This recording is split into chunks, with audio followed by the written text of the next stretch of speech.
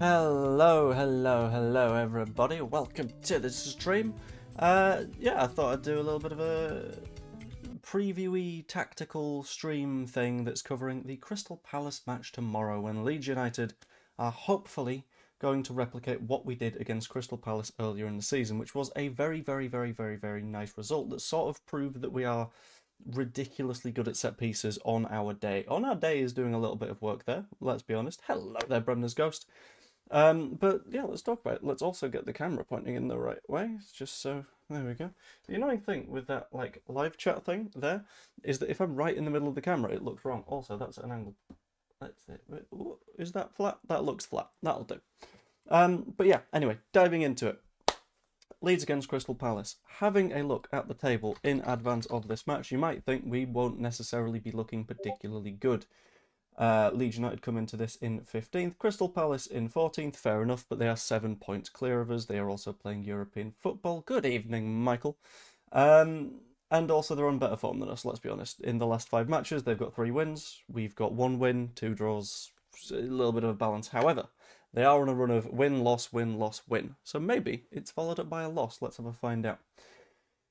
Having a look back at the match that was earlier in the season, if I have a little bit of a look at FB Ref Crystal Palace and scroll all the way down to their match against Leeds United earlier in the season, which was a sort of part of their big old losing run. That was one of those matches where we did quite a lot of good stuff. Love the geek video, please feel free to correct me. The geek video? I'm confused. Then again, I'm always confused, so that's kind of normal. But having a look back at that match that we played earlier in the season, it was a sort of very good one. We went into it thinking, well, I don't know if we're necessarily going to get much here. We ended up scoring in the 38th minute, the 45 plus 4th. Ampadu got his first ever league goal, and then Anton Stack rounded it off to finish 4-1, with the majority of our goals coming from set pieces, which I think we need to pay a lot of attention to in the match tomorrow, but I will get into that in a little bit more detail later on. No, in fact, I won't get into that in a little bit more detail later on. I'll get into that now, because I still have all of my tactical diagrams from the set pieces in the match earlier in the season. If I go over to monitor 2, there we go. So, that one's a little bit of a late one for the move, so I will go forward to this one. For example, this is why I think we have spelling bee. Oh dear. Yeah, that video was quite some time ago. But this was a case of long throw in from Ethan Ampadu over here. Fired into here. Jakobiol comes to the near post. Calvert-Lewin, clever little bit of movement, finds himself completely open at the far post, as we can see here. Very clever, very good, very reliant on the centre-backs doing their job pretty effectively, which is why I think there's a few decisions that we need to make in terms of the lineup, which I have several examples of here. First, I'm going to take a look at the way that Crystal Palace are going to line up. I say are going to line up with a significant degree of confidence, and I say that for a reason, because they've lined up this way every single game this season. 3 centre-backs, wing-back, bloody hell. There we go. Wing-back one side, wing-back other side. Obviously, you're going to get wing-backs if you're playing with 3 centre-backs. That's going to happen. 2 central midfielders and a centre-forward. However, it's not just centre-forward in the middle. It's also these 2 sort of floating 10 kind of guys that are on paper wingers, but the reality of the situation is they don't play on the wing. They play in a sort of hovering role behind the number 9, who recently has been Jurgen Strand-Larsen, which means we have some questions around how we are going to counter them. And I think, in my opinion, we've got 3 real options. So if we're going to break it down and we're going to go through the lineup and we're going to go through what we can expect to see. Also, I've just realised I've still got Perry on there. So I'm going to apologise, Lucas. But it's going to be Caldalo, let's be honest. But it's going to be, in terms of the players that are guaranteed in the lineup, Darlow, no doubt. Strauch, yes. Rodon, yes. Bogle, yes. Gudmundsson, yes. Ampadu, Stack, no doubt. Calvert-Lewin, Aronson, which means that you've got 2 players worth of flexibility. One of those players, I personally believe, needs to be Jakobiol, because Biol at centre-back is a ridiculously good player. he doesn't only offer us assistance at the back, he offers us quite a lot going forwards and causes a hell of a lot of problems for basically any team that we come up against. However, and just to be a little bit clear, as you'll notice throughout all of my things, I've got Beal as the centre-back option in all three, because I just think that that makes quite a lot of sense. I'm going to put Darlow in, though, because I think Darlow plays instead. But what we do in terms of going forwards is the question mark. So, first of all, I've jotted down a bit of an example of a 3-4-1-2 kind of thing. 3 at the back, wing-backs, Ampadu and Stack in midfield, Aronson, and then Metcher and Calvert-Lewin up top. One reason that this might work in theory is that Calvert-Lewin and Metcher can keep 2 of these centre-backs busy for the entire match. Metcher causes a lot of problems for centre-backs. We saw that in the match against Norwich, where he was just fouled again and again and again and again and again. If we decide to go forward with that in this match, that would be absolutely spectacular because it's something that works. If we don't, then that's also fine. But the idea being that Metcher can at points draw a second centre-back, which gives Aronson or Gudmundsson or Bogle space to have a go through the middle or wide or wherever there is a space in the centre-backs. That is a thing that just sort of makes a bit of sense to me. I think going with more attacking options here is something that makes sense. Then you've got the next option on the list. Let's return the centre-back to where he goes, which is to not do Metcher and Calvert-Lewin, but instead to do Gnonto in that sort of one available spot that hasn't been taken up by the checklist players. The checklist players I'm going to call the ones that are just on there without a doubt. This is potentially a good call because Crystal Palace have a tendency to be a little bit weak in wide areas. They, sure, have these wing-backs, but these wingers aren't typically wingers. They include Eddie Nketiah, they include Evan Gesond, who is someone that is far more comfortable playing on the inside, which means that you're going to see them around here. Thankfully, we've got Aronson, who likes playing wide, we've got Gnonto, who likes playing wide, and we've got Gudmundsson, and we've got Bogle. The idea behind this one being that Stack and Ampadu are going to offer you that solid base. Stack is going to roam forward from time to time, as he likes to do. But what this allows you to do is have Aronson and Bogle gives you the opportunity to draw in the wing-back to your winger, because that's typically what you're going to get. Gives Bogle opportunities for overlaps. Again, Calvert-Lewin is going to look to be in the box as often as he can. He's a poacher. It's what he does. In addition to that, you've also got the opportunity for a cheeky little bit of Joe Rodon doing his thing, which means that even if a centre-back comes out to say, like, look, okay, we'll deal with it, you've got the fact that Joe Rodon is functionally a right-back in the system, giving you that third wide option down the wing, which I think is something that's going to be absolutely essential. You can do the same down the left using Pascal Struijk pushing on, and this little unit absolutely destroying the confidence of whoever the hell their right-back is. We'll find out.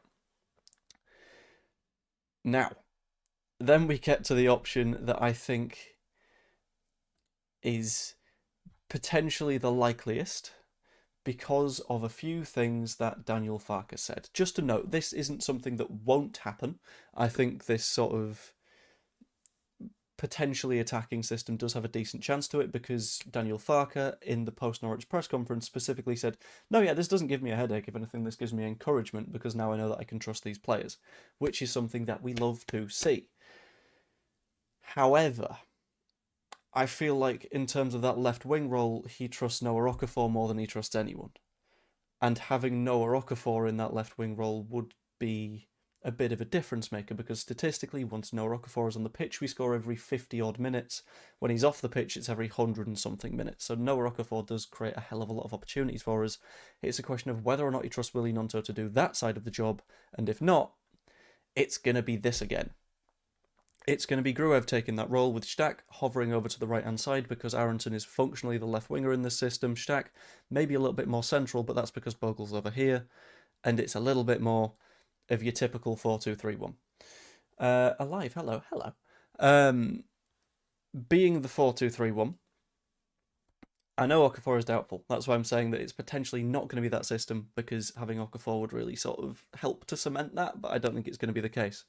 Whilst this is the alternative a lot of the time, because it gives you Gruev, it gives you Ampadu, this is your sort of defensively solid pairing, and in theory you've got Stack as the progressive midfielder. That's all well and good, But Stack naturally isn't that progressive midfielder. Stack is naturally someone that sits a bit deeper. And Bogle is, let's be honest, a right wing back, and Aronson is not the most forward thinking of wingers, and that means that you get Calvert-Lewin sort of sitting in a nice big space all on his own, able to be swamped by absolutely everybody. So whilst I don't hate the system, whilst I am one of those people that will always back Gruev to the hilt, unlike a lot of people that are Leeds United fans, because, I don't know, people just don't tend to like Ilya Gruev that much, it's going to be one of those where we might find ourselves in that more passive sort of shape and system, especially considering we're away from home, it's in London, all that kind of nonsense. Which, to be honest, like, I don't like to put a lot of weight behind the London stuff, because at the end of the day, a match in London is the same as a match absolutely anywhere else. I don't know. But it's one of those things that sort of sticks. We've won something like 7 times since 2008, I think, in London, and that's having played about 90 games of football.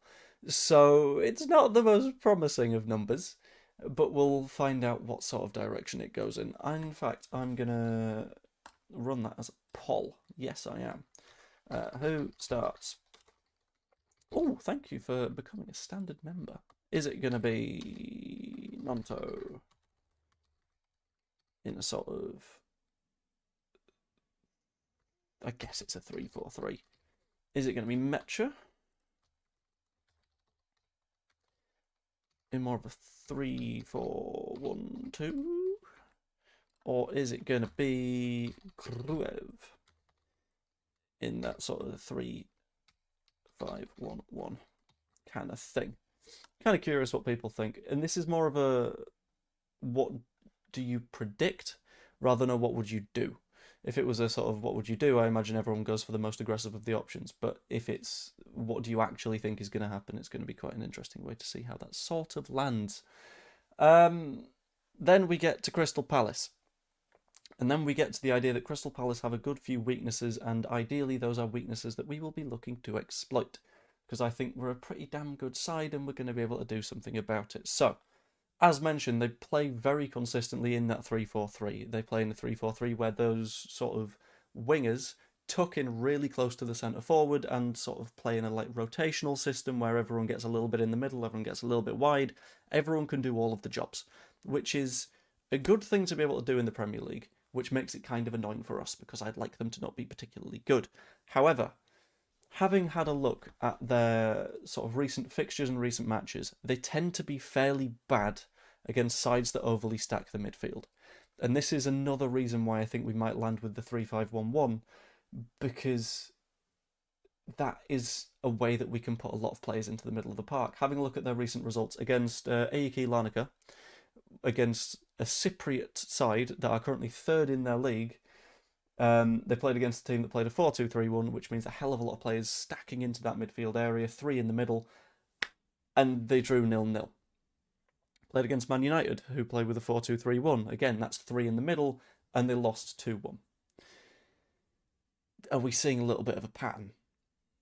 Managed to draw against Nottingham Forest, 4-2-3-1, stacked midfield. Same for Chelsea, same for Sunderland. They lost to Macclesfield because Macclesfield, again, stacked out that midfield, had more energy, had more sort of verve about them, caused a problem. Dropped points against Villa, and Newcastle, and Fulham, and Spurs earlier in the season, and Arsenal, and us, and Cups, who are apparently a Finnish side, and Man City, who all stack those midfield areas and make sure that we win that midfield battle, and they don't. Which, for me, makes that the most important part of the pitch, which says that I think the Gruev choice might be the way that we go. In addition to that, they are weaker in the wider areas, but we can sort of exploit those wider areas when we're playing with that sort of heavily stacked midfield, so it's going to be a really sort of interesting one to see what direction we go in. Whilst I've got this poll running, I've just realised that makes it quite difficult to ask another question, so I'm going to ask it this way. If you think Leeds are going to win, pop a 1 in the chat. If you think Palace are going to win, pop a 2 in the chat. If you think it's going to be a draw, pop an X in the chat, just so I've got an idea of where people's heads are at. It's not going to be the longest of streams. It's going to be fairly short. I'm trying to get back into the rhythm of doing streams sometimes. And I got a little bit of time now, not tons, but I got a little bit of time to do this sort of analysis-y thing, so I'm going to go for it. and I don't know if I've got time in the morning to do a video. So this sort of covers the best of both worlds. Michael believes it's going to be a Leeds win. I sort of think I agree. I think we're in a really good position for this one. It's going to be interesting to see how we do. I think set pieces are going to be effective again, because one of their better players when it came to set pieces was Mark Gay. They didn't effectively replace him, which is going to be a little bit of a problem. As long as our back line is able to stop Strand Larsen from doing his thing, we'll be okay. David McTaff says 1, but not with Gruev starting. This is where I've got a little bit of a weird disagreement with you, right?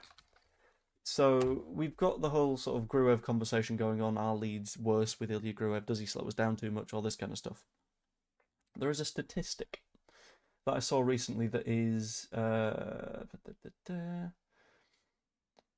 points per match. Average number of points earned by the team from matches in which the player appeared. At least 30 minutes needed to play to qualify. Ilya Gruev has our second highest level of points per match of any player at 1.4. Top is Sebastian Bornau. Bornau hasn't really played enough to be a sort of reliable data source on that one. But Ilya Gruev has played 20 matches this season. And compared to Tanaka, who's at 1.25 points per game, I don't necessarily mind that he might be playing here. I think he's a very positive addition to our side, and he adds quite a lot to the way that we play. So I kind of back it, to be honest with you. I think Gruev starting might be the way to go. But again, that's open to interpretation.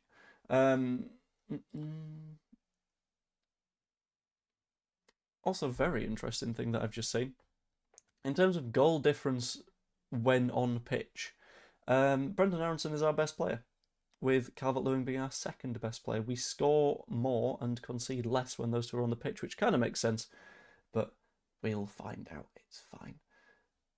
Net goals per 90 minutes by the team when the player was on the pitch, minus net goals per 90 minutes by the team. Numbers are weird, man. I'm doing my best to keep up with them, but it's kind of difficult. Anyway, as mentioned, not going to be the longest one. If anyone's got any questions, whack them in the chat. But for me, that's going to be roughly that. You can see me over on Big Up tomorrow, ideally. I've got a work shift from 3 to like 10 in the morning. So if I'm not on Big Up, it'll be because I'm still asleep. But you can catch me pre-match and at half-time over on Big Up, over on Jer's stream. I might do a little something post-match. It depends on how I'm doing. But yeah, thank you for popping along to the stream. I know it was at short notice. I will probably do something in the evening. Maybe a video, I don't know. But I do have a matchday vlog coming up in a week or so, because I'm at the Brentford game, so that should be quite nice. Anyway, gonna leave that there. Hope you all enjoyed. Pop a like on the stream if you haven't yet, that'd be lovely. Subscribe if you're not as well. Become a channel member. There's so many fun things to do, so many buttons to press, and each one massively helps out the channel. So, hope you all enjoyed, and I will see you later. Toodaloo. And you know what? I'm going to end with a bit of Bimbus Nimbus. It's going to be a treat. It's going to be a treat for me. Here we go. Boo-doo-doo. Boo-doo-doo. Boo-doo-doo. Boo-doo-doo.